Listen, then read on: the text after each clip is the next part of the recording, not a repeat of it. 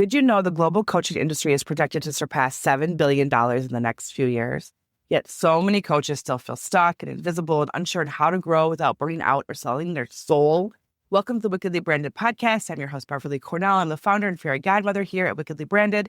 And today I'm joined by Cailen Ascher. She is the founder of The Self-Led Woman, a business mentor for heart-led coaches who want to grow thriving, profitable businesses from a place of soul alignment, not force.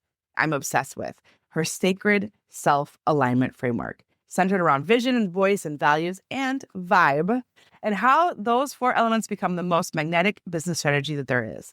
Cailen, welcome to the Wickedly Branded podcast. I'm so glad to be here, Beverly. I feel like you're my kind of people. I feel like all those things really matter when we're talking about branding and identity work that we do with our clients. So I'm super excited to hear your journey. Tell me how you got to this point. Like, really? We haven't even started. Okay. Tell me about your journey and how you got to this business in this place at this time. Yes, journey is the perfect word because this was not the business that I had when I first started. I've been an entrepreneur for over 20 years at this point. I never had a traditional career path, always knew I wanted to do something that felt like my work, like I came here to do. And that led me on a few different. I started out in interior design. And then after a few years, I moved into yoga and taught yoga. And then from there, that's what launched me into the coaching space because I was really excited not just to teach yoga, but to build my yoga business. And other teachers started approaching me saying, hey, you have a website and a blog and like you're landing these cool gigs. What's going on? And I started giving them some advice. And so that's when I really saw I love these two halves. I love this soulfulness and this spiritual depth. And I also loved the business side of things. Like that was really fun and felt really alive for me. So that is what kind of launched me into the coaching space. And I've been in the coaching industry for over 10 years now. And as I said, the coaching business I started with is not the one I have today. It is always an evolution. It's one of the beautiful opportunities, I think, of being an entrepreneur is that we get to shift and grow and change and explore things or deepen things as we go. And what feels really important to me now is to connect with women who are spiritually grounded and they feel that like calling of their soul within themselves. And because I know so many women feel that, and yet they're working a desk job, or they feel that, and yet they're playing it safe. And so what I really love doing is helping women tap so deeply into the mission they're here to steward, the movement they're here to lead, and then how to express that through tangible and profitable business assets, because we need that 3D expression in order to fulfill, I think, our purpose. If our purpose is to express our work through a business, and we need it so that we're resourced along the way, that there can be that monetary exchange. And that was a quick version of a very long story, but that's what landed me here doing this work in particular. I love that you said it's a journey. Like it's not something that was like a straight line, right? Like I think for so many entrepreneurs, the journey is crooked and maybe even circles back around and comes back forward and it goes up a hill and down a hill and like all the things. It is literally a journey. And I love the other side of that, which was that you're allowed as an entrepreneur to develop and grow and to create the business that fits you now. And I know that you have 2 daughters. I have 2 sons. That motherhood can create some of those like offshoots of your business as well. And that it can get a little bit complicated when you have a lot of roles you carry as a wife, as a mom, as a business owner, as a founder, and then on top of it all, because women are nurturers, we love to have relational businesses that actually help other people. I married an active duty Army guy and was like, okay, I guess I have to now do like freelance work for marketing so I can work wherever we go. And then I had to figure it all out. Like I did not have a plan. And that was really not dangerous, but it allowed my customers to build my business, not me build my business. And so I became very dissatisfied after several years and very burnt out and not soul aligned at all. While I loved marketing, I was saying yes to everything and doing things that maybe wasn't aligned with the passion that I had. For example, I love branding and strategy and those kinds of things. That's like messaging. Like that's really that gets me really going. I love that stuff. I could totally nerd out about it. But I'm not really a Facebook ads or a Google ads person and I was doing that and I was doing it okay, but it wasn't something that I looked forward to. So this idea of soul aligned, I feel, and I do think that women typically are more maybe in touch with that part of us, like that soul aligned side of it, that we just feel like we have this deep purpose and passion for something. So how did you balance like all the roles that you carry and still stay centered? Did yoga help you do that? So I started with yoga because I loved yoga. Going to yoga class, it felt so good. I had a teacher, a mentor that I respected deeply. And she invited me to do the training with her. And I was like, oh my gosh, like she asked me, which is a great sales thing too. We're so scared to make sales. And like, here she is like, yeah, I'm inviting you. But like, of course I paid her, right? But it felt so special to be invited because I respected her so much. I have this like really spiritual, like deeply intuitive, like I want to sit in meditation and journal and be in ceremony all day. And then there's this other part of me, let's plan, let's strategize, let's like vision and like reverse engineer how we're going to get to the goal. And that's really fun too. Yeah. So I started in yoga. And then as I moved into coaching, I came through this middle place where when I first started, I was calling myself a clarity coach. And I was working with women who were really early on who just wanted to find their way of what is the work I'm meant to bring into the world. And we would them define what is their niche, who is their ideal client, those types of things. And then as social media became more prolific and all of these things, I swung a little far to the strategy side where it was like, oh, people only want to know how to make money. They only want to know strategic moves to make. They only want to build offers that make them a ton of money. And so I swung to that side all the while, like feeling the imbalance, but being like, oh, this is what I have to do to make money. So you felt the shoulds. You felt, oh, I should do this because I'm seeing this in my clients, or I feel like maybe this will allow them to have more money. I feel like we all carry a should suitcase. And it comes from Instagram, and it comes from religion, and it comes from our parents, and it comes from patriarchy, and it comes from so many things of like how we are raised as women. Before we're even like 7 years old, we carry a should backpack. And I felt like I should say yes to my clients too. Like I felt like I should, despite that I was not comfortable in that space. Not even not comfortable. Like I worked for an ad agency, but it's just something that I didn't feel connected to the way I feel to branding and messaging and that part of the business that is so critical as a foundation to build your business off of. So I want to build that really strong foundation so that they can really grow and scale in ways they didn't know were even possible. Exactly. Yeah. So many women are building their business from a zone of competence. They're so good. And that was me. I was like, I'm good at this stuff. I know how to do it better than average. And it led me to a place where I had a business that I liked, but I had pieces of it I didn't like. And I didn't feel like fully, yes, I am fully me, showing up every day. And that's what sort of I work with my clients to recalibrate is how can we move from that zone of competence to our zone of magic, where we are just like so in our soul's mission, so in our genius that it just comes through in a different way. We're like, oh, clearly that offer doesn't make sense for me anymore. We operate from a place of clarity and confidence because we're so tapped into ourselves. So I feel like branding work is identity work for women specifically, because so much of what we do is relational and how we help people and how we show up and our purpose and our mission and our magic is so intertwined into what we do as women that when you are doing branding work, you are doing identity work. Like, how am I going to show up who am I and how I show up in the world matters. If you are not in alignment with who you are, your marketing will never feel authentic. Yeah. No matter how pretty it is, no matter how corporate looking it looks, no matter how like all those things that check all the boxes, it still will not be fully aligned with who you are. And there's going to be a disconnect and people can see right through it. But when you do the work and you become really aligned with who you are and how you show up in your work, you have this really strong yes, no. Yeah. Does that fit my mission? Nope. Does that feel good? Nope.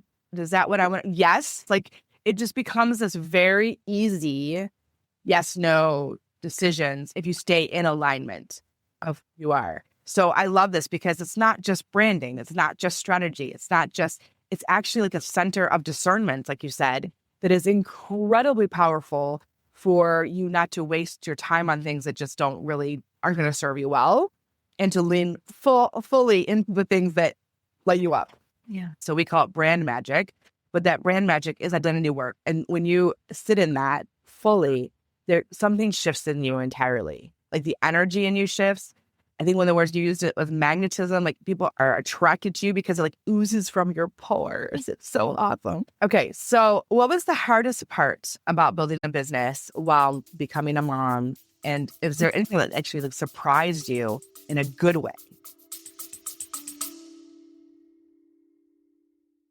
Hey, I know you're listening today because you're ready to take your business and your brand to the next level. But if you're being honest with yourself, maybe even feeling a little bit lost, but you've got this big vision and you know that you're meant to make a bigger impact. But sometimes it's so hard to know where to start and which direction to take. Does that sound familiar? You're not alone. So many purpose-driven entrepreneurs feel the exact same way as you. That's why I created the Clarity Quiz, a simple tool that helps you get to the heart of what's holding you back and shows you where you need to focus next. No more second guessing, no more spinning the wheels, just clear, actionable insights that give you the confidence to move forward, that next best step. Taking the quiz will give you a deeper understanding of your brand's true potential and what's standing in your way. And the best part, it only takes like 3 minutes, but the results, they could transform the way you approach your business and brand forever. So if you're ready to stop feeling overwhelmed and you want to start showing up with purpose and clarity, go to wickedlybranded.com and take the quiz now.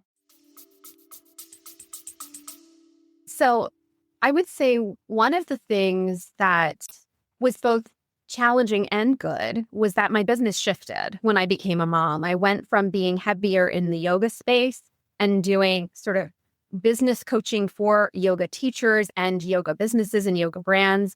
And as I stepped into motherhood, it felt really important to me to open up beyond just the yoga industry and work with more women who were heart-led and really felt like they had important work to do in the world. And so that was a little scary because I had built this identity. I built this identity around being this like yoga business coach. And here I was feeling called to expand in this new direction without any real proof that this was going to work. It just looked like I feel in my gut, in my intuition that this is the right direction when it doesn't make sense necessarily on paper, but we lean into it and then we realize, oh, of course, this is the path.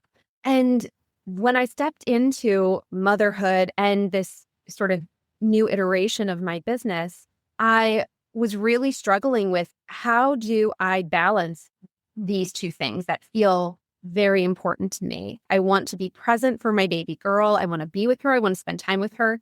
And yet I also love work. And I also want to be present for this and have time for this. And I made a decision really early on that at that time, different season than now when my girls are in school, but at that time I wanted to have a 3-day work week.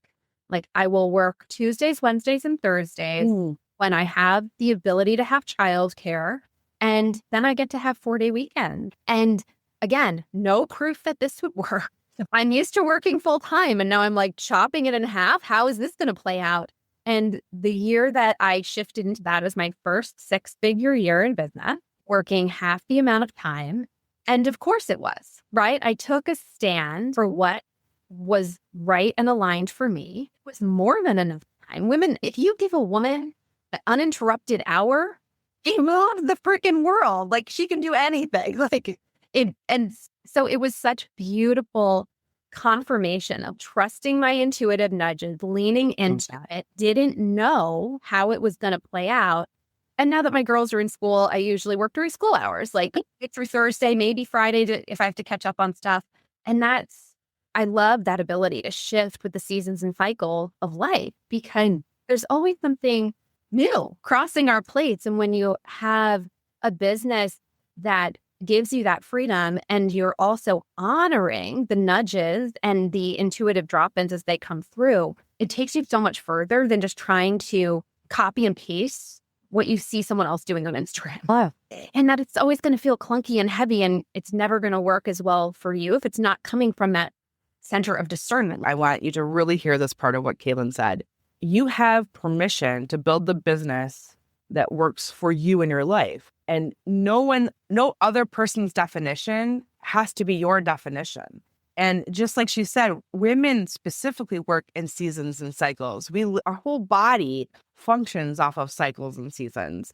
And so listening to yourself, listening to those nudges, your body and your brain know what you need. And if you are more attuned to that and not everyone else's, because I think that women in particular, we become more attuned to everyone else, sometimes give up our own attunement to ourselves.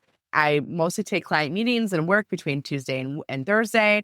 Monday is my operational day, so I'll do some coaching and other things that day. Friday is kind of open, so if I have to take my son to the dentist or whatever, I have a day to do those things. And my husband's in the military, so oftentimes he gets 4-day weekends.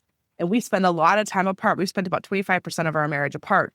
So when he gets a 4-day weekend, guess what I want to do? I want to spend it with him, not on a call with a client. So I have engineered my schedule intentionally around my life and what works for my life. And when he's been deployed, I've said I'm not working past 3:30 because my son needs a parent fully present in his life during this time because one of his parents is not here. So I have shifted and evolved in that over time as well, where time is the one thing you can control in some ways. And I agree with you. If you only have 3 days to get something done, man, do you get stuff done because you are far more focused and intentional about that you are meant to have, that you specifically are supposed to have because it feels right. And so when we do some of that identity work, we tap into that, like what feels right, what feels good, what doesn't feel good, like really trying to help give them space and time and quiet to listen to themselves of what feels good. It's beautiful. I love that you have been able to do that sooner than I think I did. I think I was like kicking and screaming and doing it again because I'm an accidental entrepreneur. Just as things shifted, I had to shift. Out of necessity, I had to shift because of the life that we lead as a service member family. So it created some unique situations. And like you, I started working remotely in 2011. That wasn't really a thing. So there wasn't really a lot of guidelines on what to do. So I just had to figure it out and made, like you said, imperfect choices many times. I love that your journey is filled with the same things. And I think so many women can relate to that on a lot of levels. So you have 4 pillars. We have content pillars we use with our clients, and it's more like the things that you want to be known for. And I think it's what you're talking about here about vision, voice, values, and vibe. And I love a good alliteration. Vision, voice, values, and vibe. Which one do you think women struggle with the most of those 4 things? I just led a class and was teaching my sacred self-alignment framework, vision, voice, values, and vibe. And I knew the answer before asking it, but I'm like, which feels weakest for you? Across the board, voice. Absolutely. Like, I can see the vision. I feel clear on my values. Wow. And the beautiful thing about sacred self-alignment, it is both a strategic framework and an energetic system.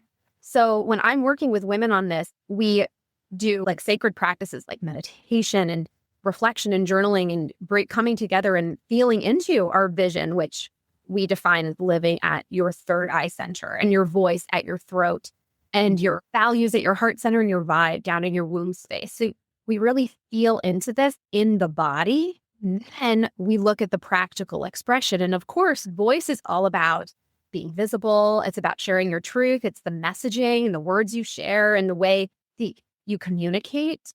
And it's so much easier to play with your website and design things on Canva and set things up behind the scenes that actually to transmit something, because then we're seen, and we're seen if we're doing it authentically and honestly and in alignment, we're seen for our true selves. How's that going to be received? There's like things that we stand for and that we believe in that we want to make known. And when we're using our most authentic voice, there are going to be people who don't like it and who agree. And that's a hard thing to deal with because women have been taught in order to be safe, be liked, we have to be kind, Too aggressive, not too.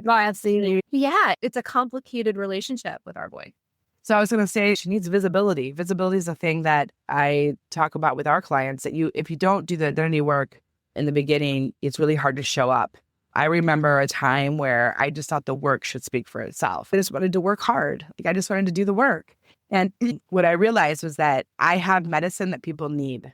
And if I don't step in front of this and talk about it, not as many people can be helped. And I know for a fact, if more women have agency, if more women have power, if more women have wealth, we will sit at tables we haven't been at before, and we will have a more soulful world, period.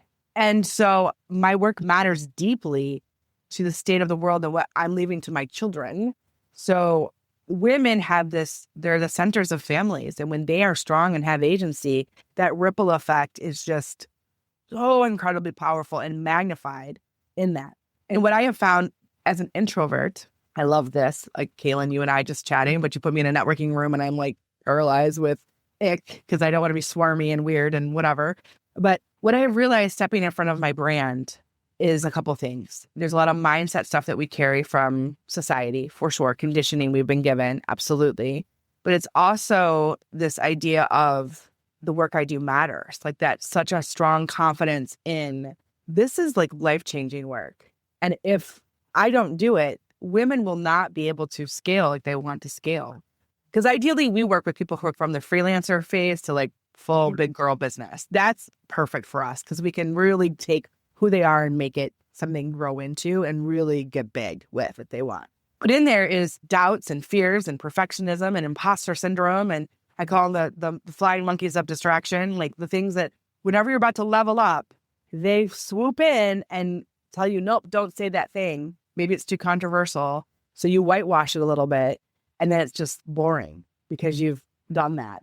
And when you show up with an opinion and with authority and with confidence, and you are maybe a little controversial, you will own your space far more than if you're just vanilla.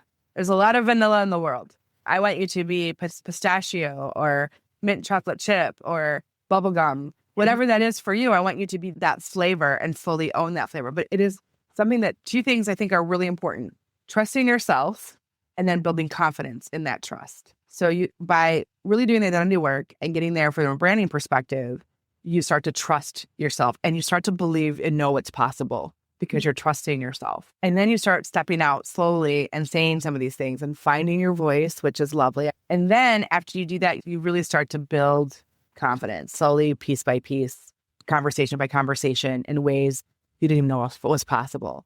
And then you can never really go back. It feels really uncomfortable, I think, to go back. Like you might have moments where you retreat, where like, oh, do I want to go back and feel safe? Can air quote there? Yeah.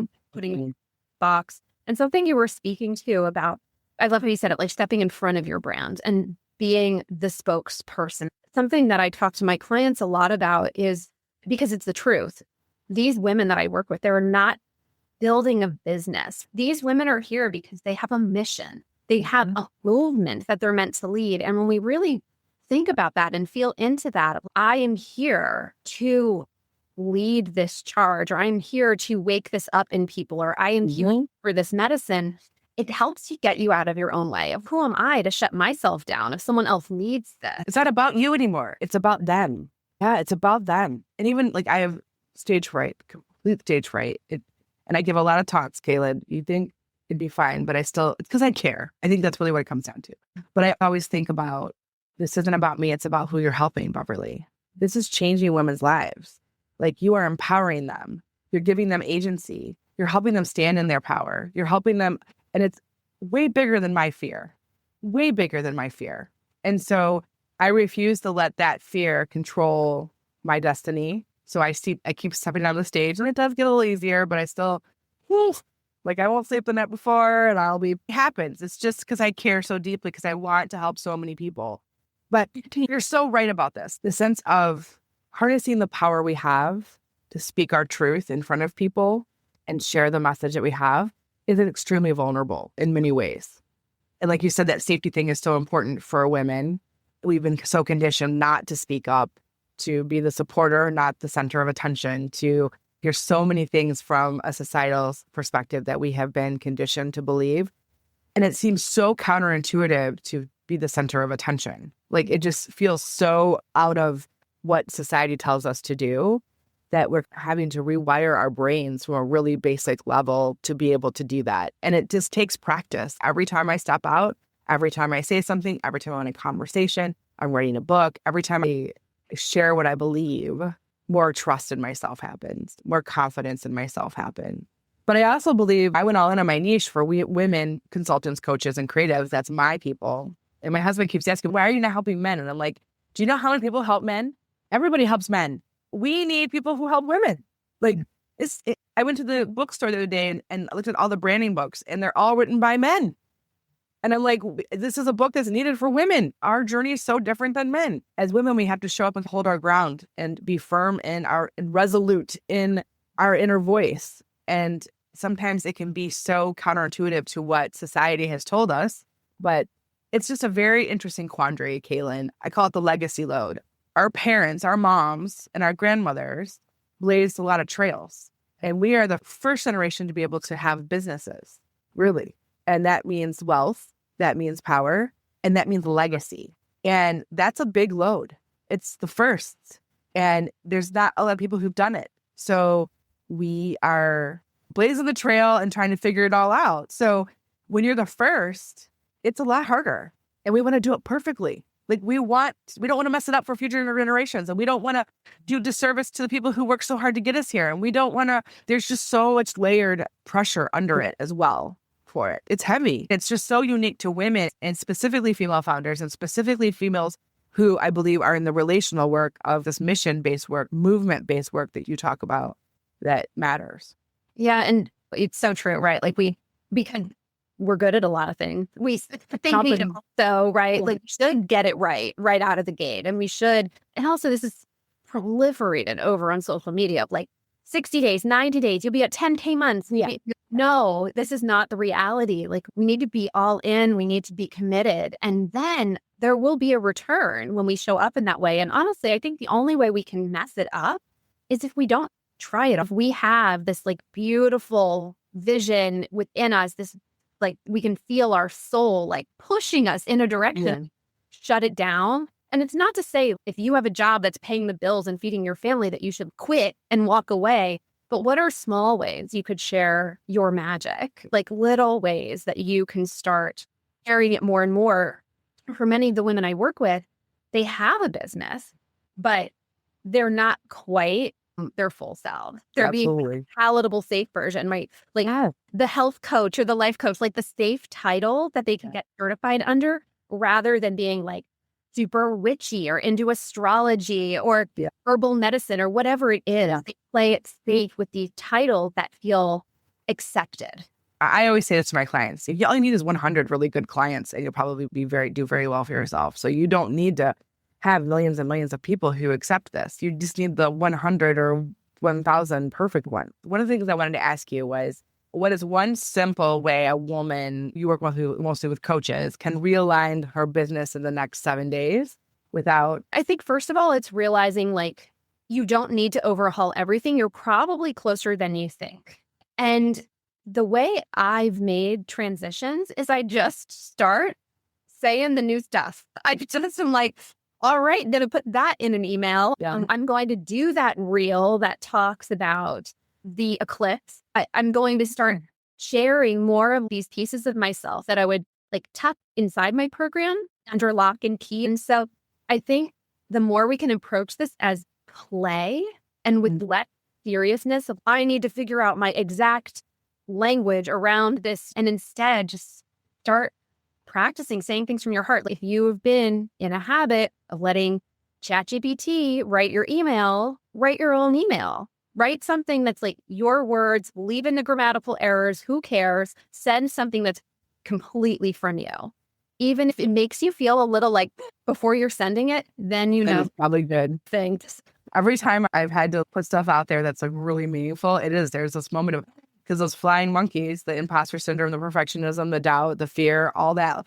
But those are teachers and they teach you that you are about to level up and that those are powerful teachers. Don't think of them as the negative. They're powerful teachers in the process. And they are teaching you that, oh, this matters. This work matters. And I was like, oh boy. So I shared my mission and I got choked up. As I was saying it out loud, reading it out loud, I got really emotional.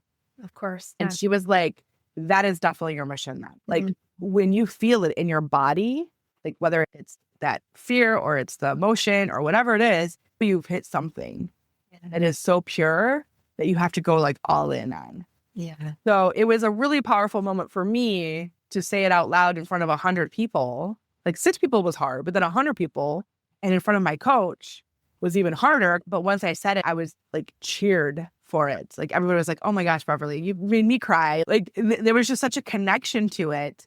And they're like, you need to make a video on this right now. So I did. I went and made a video and put it on my YouTube channel. It's my why. And I have it on my website. I didn't cry in the YouTube video, but you can't manufacture that moment of connection, of soul alignment. You can't manufacture that again. Like I was like going to say it more confidently because now I've put it out there and now I've found the voice and now, so I won't ever have that recording again. Those moments, like I'm writing this book right now on brand magic and finding your voice, reclaiming your voice and visibility, essentially in a world not built for women is essentially what it is. And so much of this work, like I will read it and I get emotional because I have been there. I have felt those things. And when that resonates on such a base level, that there's magic there. That's work you're supposed to do. Well, what a great initiation in real time. They're like, all right, you're getting up in front of the group. And I was just doing like quarterly planning. Like I wasn't like planning on this like big epiphany moment, right? I was just doing quarterly planning with my coach. And we have to add our mission because this is the reason why we do this every day. We remind yourself every day, this is why we do this. And I wrote it and it just became very apparent to me. So it's just, those are like really strong moments that we help our clients have in our sessions. I often say it's like brand therapy because like you literally are like coming into yourself in a way you've never, ever been before. And that can be a little emotional and that can be a little hard and that can be a little difficult if you're not open to the process. It can be a little bit challenging. We've had many people cry and that's where the magic is. It's like, oh my gosh, that is where we lean hard into that. I have a client who fits what you're saying. So I think I love this idea of the astrology and that she does creative expression, astrological creative expression, essentially. So in different phases of the moon, she has like a moon journal and they draw and write and do things. And essentially she helps women who are in transition. So if they're going through a divorce, maybe they've had cancer, maybe like any big transitions so she really helps them trust themselves again, essentially through this process. You just I'm the person one, very vulnerable. You need to get your family who's been involved, my parents talk about it. Like this is where the magic. And I was like, because it was like buried on like page 10. And I was like, nope, it needs to be page 1. And we need to start to say that story over and over again and talk about that. And she did. She had to take a minute to figure that out and whatever. But she would get a little emotional. She's like, I said, I want you, after this call, I want you to talk to your mom.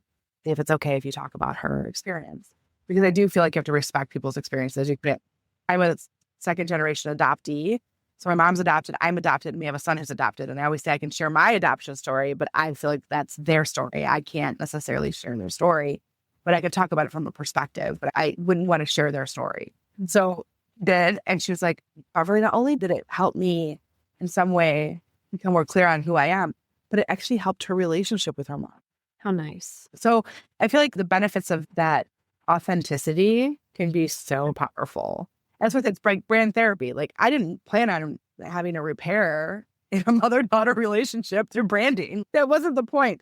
But that awareness and your identity and how it's affected by the traumas you've had, by the experiences you've had, the lived life that you've experienced can be really powerful. Yeah, I think it's so cool. And I do believe the statement you said, you are closer than you think to success. Yeah. Most people quit just as about the time it starts to work. Like it's the metaphor of you planted that seed and it's under the soil and you can't see any of the growth that's happening. Right. You're required to tend to the soil and water it and weed it and check in on things. And it can feel like, when's it going to be there? But if we dig it up to look, or if we stomp on it, we're going to squash that little growth that's about to peek through the surface, because it takes faith and it takes believing in something that didn't exist before. The business I built and the clients that I've served and the money that I made, that didn't exist 10 years ago, 20 years ago. It was because of the vision that I held in my mind and because I used my voice to speak my truth and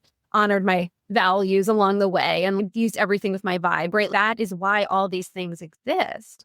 But it does take it. And it's not, do the faith once and then you're good forever. It's like a constant. It's a marathon. It's an endurance. Yes, absolutely. It's like the most intense yoga stretch that you have to hold for 30 seconds. And you're like, I'm going to die. My muscle's literally going to die in this process. But yes, I feel like that is an important thing. I was a dancer for 18 years, and I feel like dance has informed how I kind of approach things too. There's choreography and there's a performance and there's teamwork, and there's so much that comes from that experience, and like knowing your body and knowing your brand in that way, like understanding how your body works, understanding how your brand works is just as powerful. But it is endurance work. It is not like one and done. Absolutely not. Not a sprint. Sometimes you're going to have to like all you like all of a sudden that I ask everybody who's on the podcast, I have a magic wand. And if I could wave my magic wand today and help you with one marketing thing for your business, what would it be?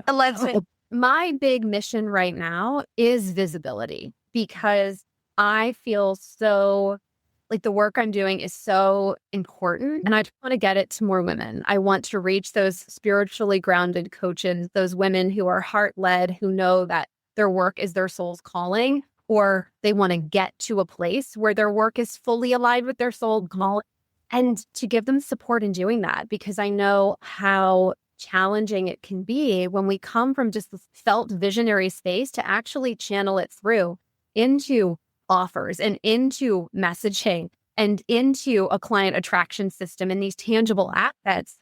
And so the visibility piece, like I have this beautiful opportunity to talk to you today. The more I get to talk about it, the more charged like this angle that it feeds itself. Yes, absolutely. That's my big focus for the year ahead. My word for 2026 was visibility. Oh my gosh, I love that. Yeah. Women are feeling it. I think it's like the year of the fire horse hit, and we're like, wow, shedding last year with snake. We're ready to blaze a trail. Yeah. I feel like there's something really energetically that shifted. Last year was simplify. Mm-hmm. It was like, how do I scale and systems and get everything like working the way it needs to do, not do the things that we don't need to do. Like I did a whole thing with drivers and drainers, what drives me, what drains me, and how do I get rid of the things that drain me, whether it's automate it, offload it, just not do it. That's an option too. But this year is all about visibility. And visibility is exactly what you're doing. It's going on podcasts, it's giving talks, it's putting yourself in front of people as much as possible to say the thing you want to say. So I have found like even the legacy load thing, I was talking about it one day and I was like, it's like this legacy that we carry. And I was like, oh, it's like a load that we have. And so like when you say it out loud or when you're journaling or when you're talking about it, those things come to you. And until you do that, it does not come to you. I actually practice that even when I'm not on the podcast. If I'll go for a walk around and I'll bring my phone and just record myself audio. And then I do sometimes use ChatGPT transcript. I'm like, organize this back to me what I said. Absolutely. It's so helpful to talk it out loud because you get clearer on what you want to say and how you want to say. And practicing our voice, of course it feels stiff and clunky because we haven't been using that muscle. It's just like going to the gym. You can't go to the gym one time or avoid the gym and expect your muscles to get stronger. Yes. It's a great analogy. Like this is my 7th or 8th season of the podcast now, and go to the first episode and it's cringy and horrible. And thank goodness it was my friend that did it with me and all those things. But it is through the doing. Yeah. It is through the doing that creates the trust and the confidence. Clarity is not something you just find. It is something you actually create for yourself. And that comes through showing up, talking about it, doing the thing. Start to talk about stuff because you are young now. And if you can have your voice at 26, gosh, like the world is your oyster, right? Like there's just so many opportunities for you if you do that. But it is scary. And I like one of my team members, she put something out there and it was so good. She was driving on the road and she had this whole epiphany about something and she wrote it on LinkedIn. And I was like, that's exactly what you need to be doing. Those moments of awareness that you find in your life, the most mundane, driving on a road, empty road, can be one of the most powerful moments for you to unlock in your branding, your life, those are all moments. And teaching that has been really important for me to my team, because if I can even help my team become more clear, confident, and visible, they'll be much further along than I ever was at that age. Important work. You're going to have moments that you're going to mess up. You're going to have moments that feel really cringy. You're going to stumble over your words and you're going to do all those things as you adjust. And That is perfectly normal and acceptable. And every single person, whether it's Mr. Beast, who's this big fancy YouTuber, or Mel Robbins, has been in that place. So you just need to give yourself grace as you evolve in your voice and your words. But keep showing up. That's all you can do, right? You can keep showing up, keep sharing your message, refining it, connecting with it more. Now that I have this message, I see it everywhere. Like, I see it everywhere. It's like when you buy a white car, everybody has white cars. When you start to have this awareness, everything now is like part of it. It's so serendipitous and beautiful and wonderful that it like surrounds you. And it's always been there, but until you like woke up, like those white cars were always on the road. But until I became aware of the white car, now I see like we have a town and country. So there are so many white town and countries on the road. It's insane. You will see it everywhere. So there's a lot of power in that. So yeah, just keep showing up and keep doing what you're doing and sharing the message and like all of it. And just like you said, go sacred, go holistic, go energetic, go do that woo stuff, because that women are not afraid of that. Women like it. Yes, because it really resonates and connects. And while we call it maybe woo, it's actually way older. And there is a lot of science that backs it up too. I love that. Just lean. I would say whatever you're doing, lean even harder. Yeah. Okay. So last question I ask every single one of my guests is, what does it mean to you to be wickedly branded? How do you show up as wickedly branded in your life or your work? And what tips would you give our listeners to be more wickedly branded? Yeah. So for me, it just means being unapologetic, of not worrying about what other people might think or how it might be received, and just really speaking your truth, showing up in your fullness. I do my best to model that. And I by no means do it perfectly. There are still times when I catch myself and I'm like, gotta restart that reel recording for the 14th time. I don't like how it's coming out of my mouth today. But the more we do that, the stronger the transmission becomes. And so I think, as I was sharing earlier, my advice for anyone I really, as you said, like, I want to lean in more, just do it. If you are feeling the nudge, it means now is the time, not a month, not in 6 months, not in a year. I worked with so many women who are like, this business has been on my heart for 4 years. And then we work with them for 30 days and they have clients and they're doing it. And they're like, oh my gosh, why did I wait so long?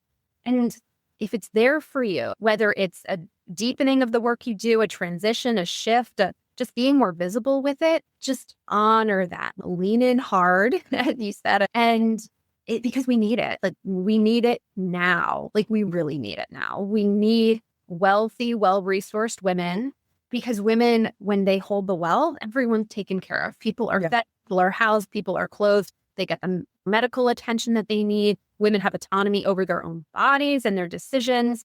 Just, it's this gorgeous ripple out effect. And so it's time to rise up, claim it, make your moves right now. I love that. Maybe you don't even do your hair. You just brush it and go. Don't overthink it. Don't feel like it has to be so staged. Don't think it has to be so perfect. Just go and be that thing. You'll be surprised at what comes back. Don't overthink it. Don't try to be perfect. Just share from your heart. And from that will come truths you didn't even know existed. So I love that. Cailen, where can our listeners find you? Is there like a favorite social platform that you have? My favorite social platform is Instagram. I'm Cailen.Ascher over there. I'm not on much other social media besides Instagram. So it's the one. I'm also on Substack. And I love that because it's deeper, longer transmissions. And on Substack, I'm the self-led woman, and also under my name, Cailen Ascher. And your website is CailenAscher.com. And I do have a beautiful free training over there that goes deeper into the sacred self-alignment framework, that energetic system I was talking about, and how it translates into tangible, profitable business assets for you. Cailen, thank you so much for joining me today. Oh, I really enjoyed it, Beverly. Thanks for having me. My listeners, I really hope today's episode inspired you in some way, maybe pushed you, gave you permission to do something, to take action in a way maybe you haven't up till now. Because what I know for sure is that your message matters, your work matters, and the world needs to hear what you have to say right now. Right, Cailen? Marketing isn't just about visibility. It's about the impact you can make. It's about connecting with the right people in a way that feels absolutely 100% true to you. So keep showing up, keep sharing your brilliance, and keep making magic in the world. And hey, if you ever feel stuck, if you feel like you need some help, you don't have to do this alone. We are here to help you. Both Cailen and I would love to walk beside you on your journey to help you get to that place. But until next time, I want to dare you to be wickedly branded. Wow, what an incredible conversation we just had. I hope that this episode lit a little bit of a fire under you to finally bring your brand to life in a way that feels true to you. Remember, clarity is the spark, but activation is that fire and flame that keeps your message and your visuals and your strategy aligned, and the confidence that follows. So does that lovely thing called momentum that you've been waiting for. So if today's episode, if you loved it, make sure you are subscribed to the Wickedly Branded Marketing Podcast so you never miss an insight or a conversation. Until next time, dare to be wickedly branded.